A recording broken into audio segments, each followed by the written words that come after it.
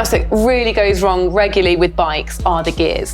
They can jump up and down, they can't necessarily stay in the gear that you've selected for them to be in. I know something's wrong, I can hear it, I can feel it, but I don't know where to check. I don't know what I'm looking for. A lot of people have that same frustration, and with anything mechanicsy, just be really systematical and methodical in how you check for things.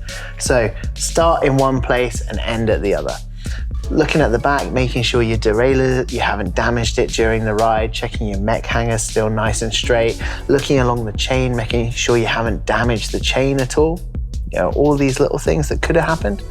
Then after that, we're checking cable tension, and if we still haven't found it, then we're looking for overall wear across the whole system. So maybe the cassette has just been worn so much that it started to look like shark's fins.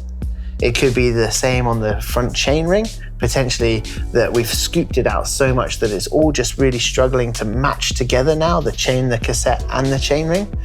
If the chain is more than 1% stretched, that's going to affect performance as well. So the whole thing is designed as one system to work together. So if it's all become really worn out, our shifting is not going to be as sharp. Even if we get the cable tension and fresh cables in perfectly, it's still not going to work as well as it could. Previously, you've talked to me about barrel roll adjusters. Is that something we need to be checking for here? For sure.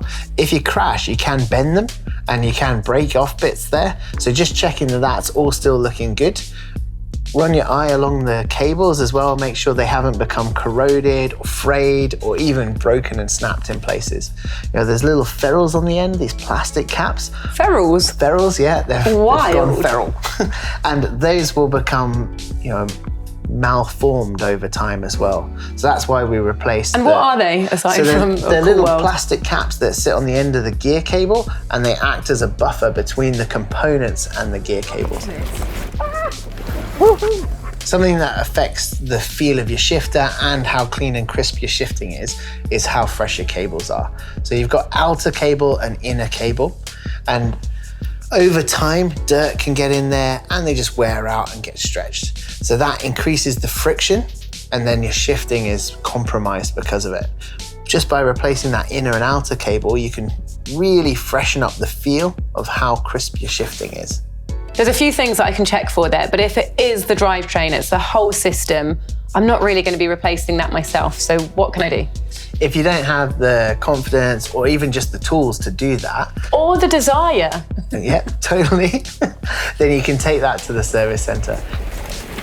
Depending on your bike, different things are going to be compatible. So the service center will be able to make sure that you're replacing like for like, and they'll be able to get that whole system fresh and new for you. That's going to straight away affect your performance on trail with quicker shifting and just a better feeling smooth drivetrain.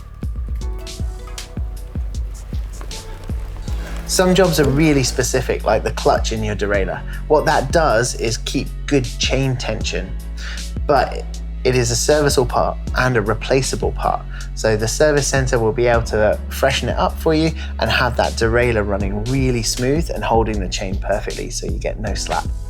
So along with cable tension and replacing parts when it's needed, I think you've pretty much got me up to scratch and my gears are going to be good to go.